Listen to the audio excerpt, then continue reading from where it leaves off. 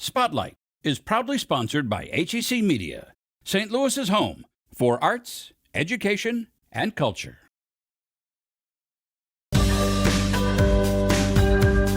All kinds of people participated in the building of our new nation. Franklin walked in an Englishman, and he walked out an American. One of the largest 4th of July celebrations in the country.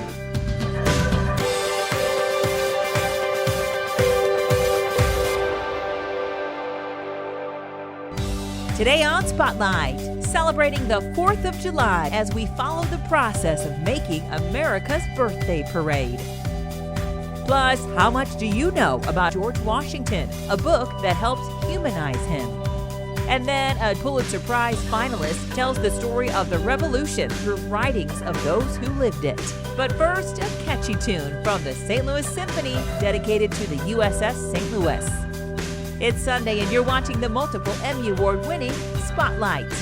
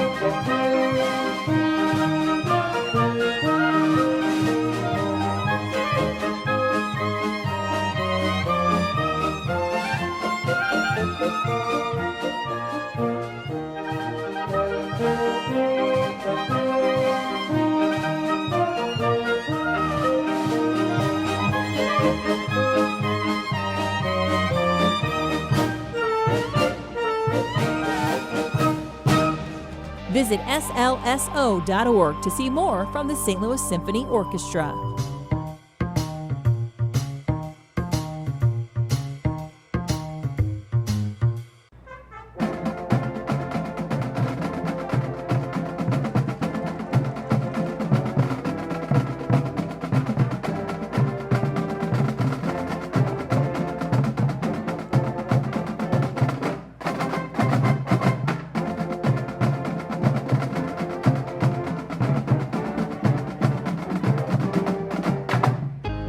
Hi, I'm Ryan Marshall, Artistic Director of America's Birthday Parade. This is one of the places where it all starts.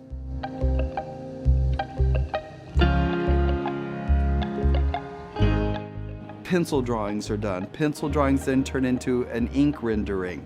Those ink renderings are scanned into a computer just in case the next step goes wrong, which is watercolor.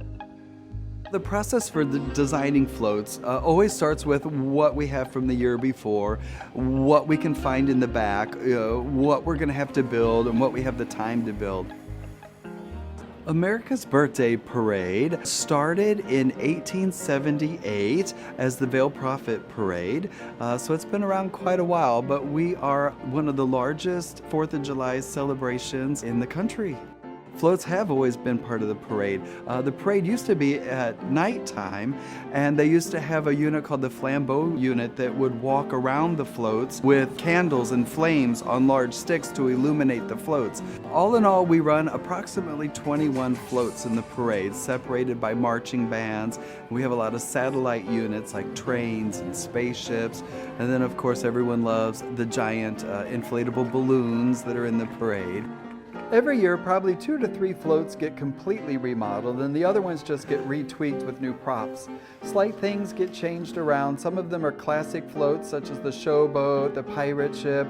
Those usually just get freshened up every year, but you just don't want to change them. They're just perfect the way they are. When we start a float from scratch, first we have to have a theme, an idea. Is there going to be entertainment on the float? What type of entertainment? Is it a band?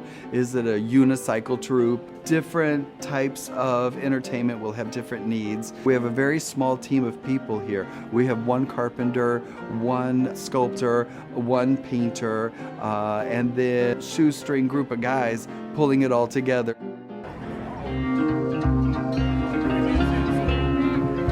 I am the organizing volunteer who brings together the 30 or so committees that all contribute to make America's Birthday Parade a parade.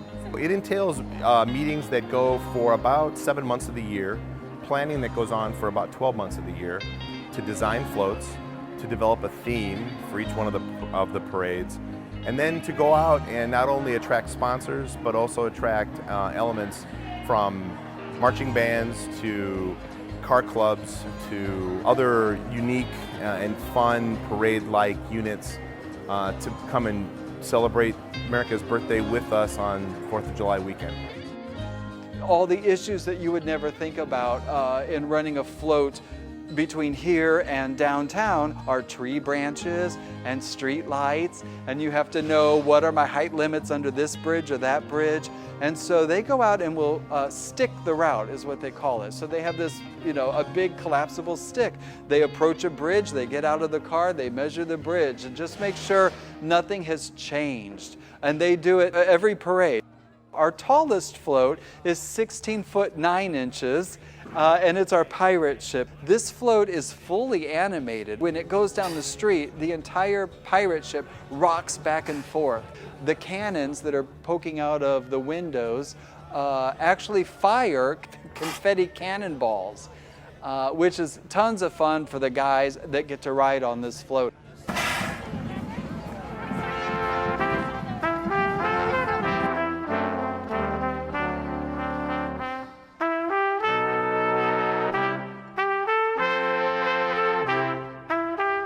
We really hope that parades are for everybody, but we're really hoping to get after that inner child. We're hoping that we get those expressions from people of all ages that kind of bring them back to, maybe it's a county fair that they went to when they were a kid, or maybe it's some other element of their youth that they recall.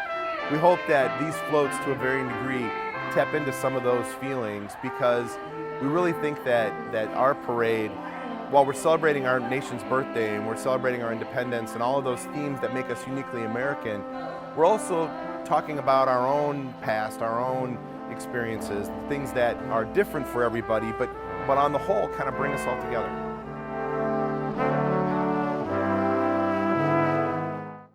HEC Media, supporting and promoting the arts. Check out our features and shows on theater, dance, music, the visual arts, and more.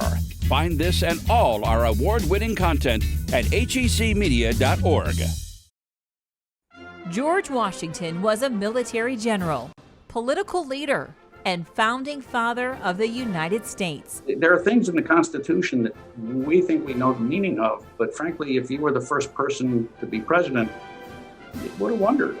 In an illuminating new biography, George Washington, The Political Rise of America's Founding Father, renowned historian and author David O. Stewart examines the period in his life when he was a soldier, then reinvents himself and goes into politics. The whole game is about humanizing Washington. He's such a marvel figure to us. And he was very human and very accessible. And this was a way I found to see him at more human scale. I'd love to know, why George Washington? There's so many presidents to choose from. Why did you pick Washington? Well, I had done 3 books set in the founding era. It seemed to me that I was sort of missing the point. I mean, they were all interesting subjects to me, writing the Constitution, Aaron Burr, James Madison. But that the central player was Washington, and that I really ought to spend some time thinking about him and his role, which is this wonderful lyric in Miranda's Hamilton musical, where Jefferson and Madison sort of mournfully sing, "Wouldn't it be great to have Washington on our side?" And he captures the fact that if Washington wanted something to happen for basically our first 20 years as a nation, it happened. And part of that was because he made it happen, but also he had such immense stature. And I wanted to carve into that and understand better how he made that happen. There was this wonderful statistic. I'm not the first person to notice it, but had 4 key elections. He was elected commander-in-chief of the Continental Army. He was elected president of the Constitutional Convention. He was elected president twice, of course, and he won them all. But he won them unanimously. And even in the 18th century, that was pretty unusual. You don't get that with box tops. Somebody knows the game. Even later in the book, when I was reading about how he's president and they have to figure out what is a president, what does he do, how many times does he go out a week? Can you talk about that? Like, where did you find out that was a great part of it? Well, a lot of it was done through correspondence, which we do have. Thank God they wrote letters, and it was a habit he developed after his first military experience, which was to ask people for advice. You see it as he becomes a political figure. You see it when he is head of the Continental Army, and then definitely into his presidency. He wants to hear from smart people about what to do. He doesn't have false pride in his own knowledge and judgment. He was very modest about his education and intellect. And, as president, he has these 2 warring giants, Jefferson and Hamilton, throwing rocks at each other at every cabinet meeting. And Washington thought that was terrific because he was getting both sides of every issue. And he liked that. He always made up his own mind. And a lot of times he did not do what he'd been advised to do. But that consultative style, when he had the time, he always tried to apply that once he was no longer young and foolish. A school teaching you how to shoot a cannon, later on Spotlight. A 2-time Pulitzer Prize finalist and internationally best-selling author, historian H.W. Brands is renowned for his character-driven and surprising portraits of historical figures. His previous books include biographies of Ronald Reagan, Ulysses S. Grant, Franklin Delano Roosevelt, and Douglas MacArthur. His latest book, Our First Civil War, tells the story of the American Revolution as a violent conflict between neighbors, family members, and friends forced to choose sides between the Loyalists and Patriots. For today's conversation, H.W. Brands is joined by American presidential historian Alexis Coe, author of New York Times bestseller, You Never Forget Your First, a biography of George Washington. I had always been aware that the nastiest fighting in the American Revolutionary War took place between Americans. It was Americans against Americans. It was not Americans against the British. That was relatively civilized. But the most brutal, the nastiest fighting was between Americans and Americans. And I'd known this, but I didn't really put it together. But I thought really the Civil War model was a good one for examining certain aspects of the American Revolution. And in some ways, it was an even nastier Civil War, because at least in the case of the American Civil War of the 1860s, that war split the country on geographic lines. And so if you were in one part of the country or the other, you knew which side of the war you were on, or at least supposed to be on. But in the case of the American Revolution, it split every community, because there were those who opted for independence, the ones that called themselves patriots. And then there were the ones who maintained their loyalty to Britain, the loyalists. And this could go right down the middle of communities, go right down the middle of states. It could go right down the middle of families. One of the stories that I tell is of the rift in the Franklin family. Benjamin Franklin became a revolutionary, and William Franklin remained a loyalist. And it estranged the two, and they were never able to reconcile.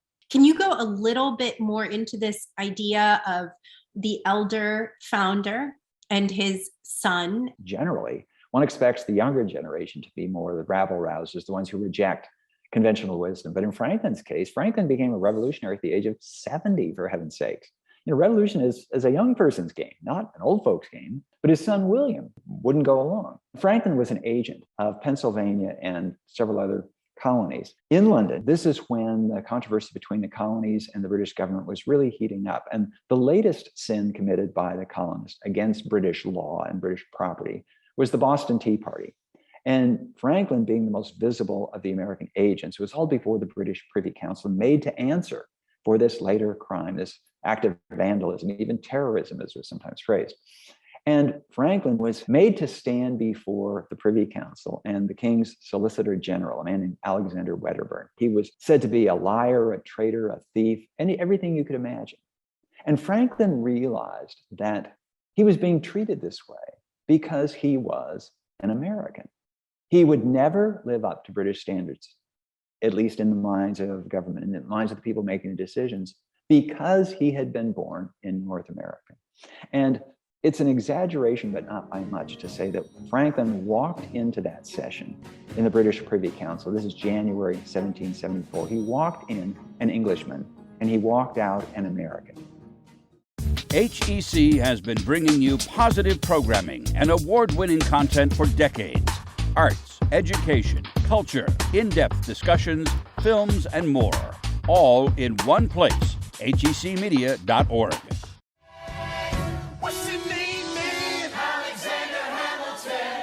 Hamilton, an American musical, has many of us looking at the man on the $10 bill a bit differently these days. But what about the other Hamilton in the show, with a smaller role but immense influence on Alexander's life and legacy? Elizabeth Schuyler, it's a pleasure to meet you. His wife, Eliza Schuyler Hamilton. We had no notion of who Eliza Hamilton really was, other than what we saw in biographies and in the musical, of course. But we were surprised to find a very spunky kind of warrior lady. A lot of the characterizations that exist of Eliza often focuses on her as this sort of very sweet, kind of meek, very loyal, saintly wife. We have a different kind of a characterization of Eliza in My Dear Hamilton.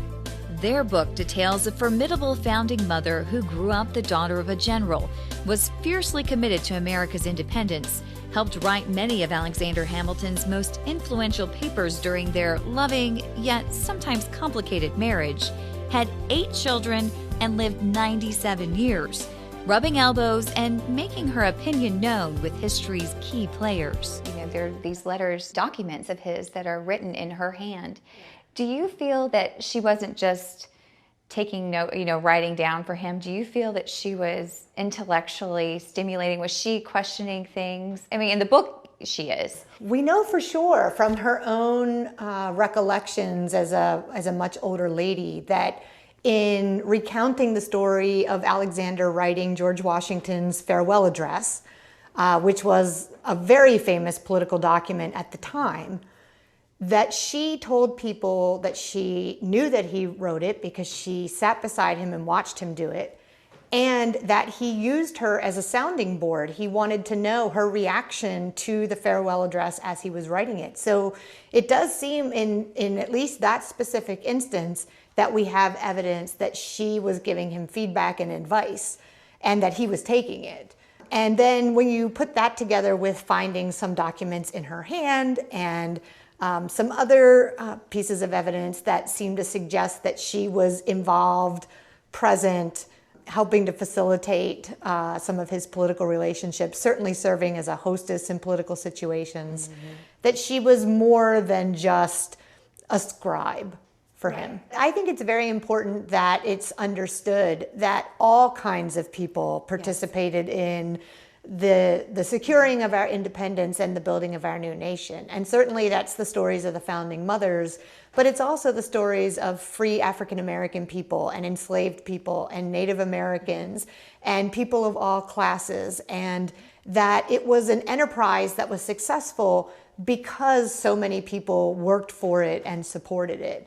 And that's a legacy we all still share today. Real people need to fight for and vote and, serve the country that we all live in today.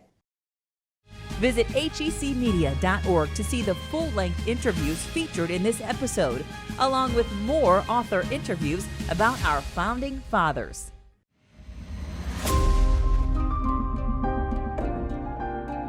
Most people, when they think about the Declaration of Independence, they think about the handwritten document that's on display in the National Archives, and they have this picture in mind. There's this painting where they're showing all of the founding fathers signing this document. That's not what happened on July 4th. More than a year after the outbreak of the Revolutionary War, on July 4th, 1776, Congress adopted the Declaration of Independence to formally announce the creation of a new sovereign nation, the United States of America. That evening, Congress directed John Dunlap, a printer in Philadelphia, to print 200 copies. And that was sent throughout the colonies to Great Britain, to all of the generals, to let them know that this had happened. One of these copies arrived in Rhode Island, where Solomon Southwick, who was a printer there, printed 29 more copies. One of these copies, known as the Southwick Broadside, is on display at the Washington University Olin Library. These copies were created to squelch rumors running rampant throughout the colonies during the war.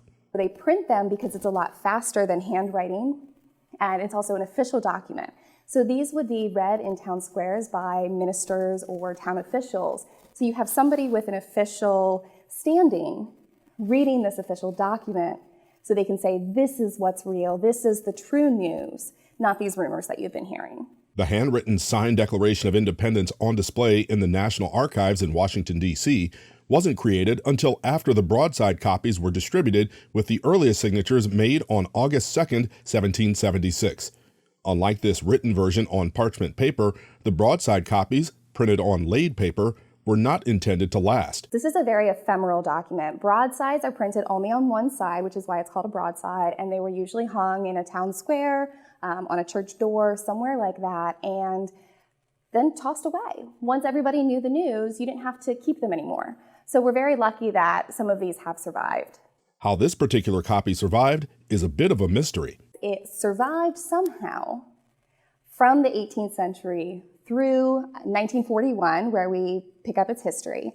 We know that it had been folded at one point, so it's very possible that somebody folded it up, stuck it in an attic somewhere, and then forgot about it, or passed it down through the generations. And it was bought by the Newman family in 1941, and the Newman family very generously donated the document to us. The document was donated to Washington University in 2015.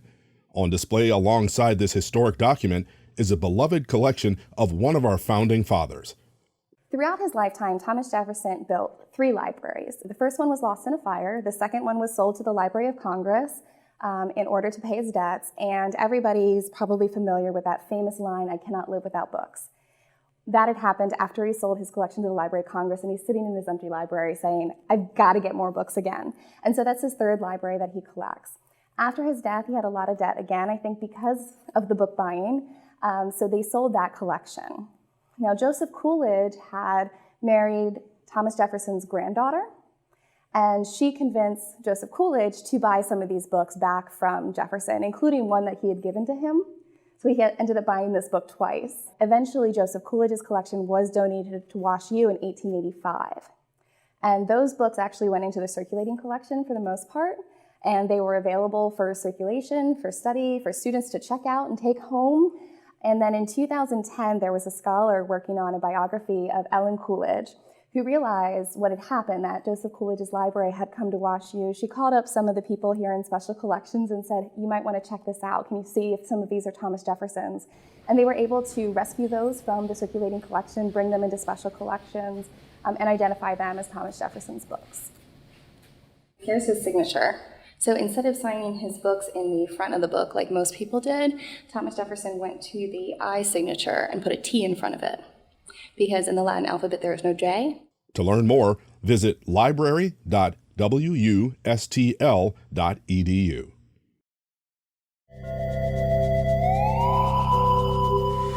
The University of Missouri in Columbia was established in 1839. It was the first public university west of the Mississippi, made possible by the 1803 Louisiana Purchase, acquired during Thomas Jefferson's presidency. Jefferson's impact on the university was so profound that his original tombstone lies in the middle of the campus.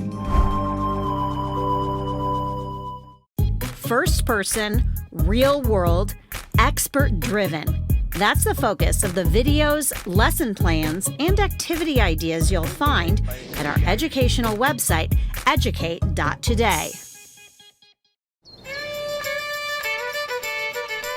This is Cannon School. We're doing a safety school for shooting muzzle-loading cannons. You're going to ram, you're going to swab. We call ourselves artillery. We're just artillerists. That's a word, artillerists. Deck is cleaned. What is the appeal of shooting cannons? Duh! It goes a big bang and there's lots of smoke. And it is one of the most exciting things to hear that cannon go off. When you're reaching in your pocket to get out your earplug and you use hearing aids, don't pull the hearing aids out. I've done that once. They make sure you understand it. They actually give you a test on the different things that you need to know, because it's the people who think they know what they're doing and they don't. That's when the big messes happen. Sunday. You have a crew, and each crew member has a specific job he must do, and it goes bang. Did I mention that? Sunday. I don't understand French. I mean, they go through the words in French, and I'm like, just tell me what to do. LeMay. I told you I wasn't good at French. We started this school in, I think it was 93, and here we are. Trust your intuition. If it feels safe, it probably is after all this instruction. All right, do you guys have your tinfoil? A lot of reenactors. There's reenactor groups all the way up and down the Mississippi. We have a lot of pirates. They're okay. They're okay. They're not really pirates. You didn't put the charge in, right? No. No. They make you run through it dry fire. Then you actually get to do the actual boom. Search the bar. Stop the bar. Seat the charge. Ram it. Fire. Nice job. It's just a big group of people who are enjoying time away from the world. Hold on. It's a part of history. Seat the charge. And that's, I think, is the amazing thing. It's the used to be, because it never will be again.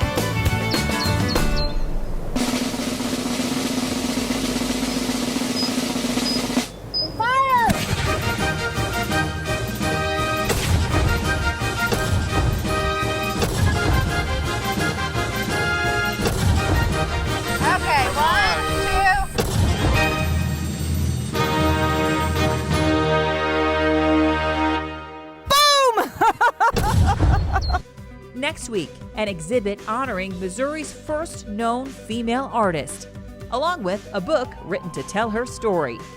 Thanks for watching Spotlight. Join us next Sunday at 9:30 a.m. on KPLR 11.